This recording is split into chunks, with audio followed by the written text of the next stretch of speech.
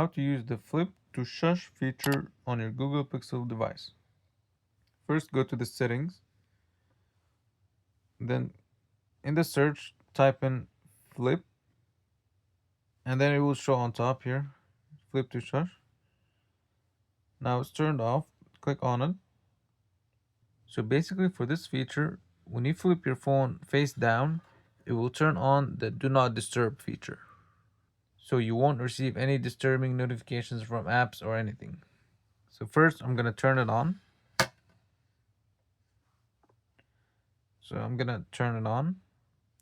Now once you flip your phone will vibrate for a few seconds and then the do not disturb will be turned on.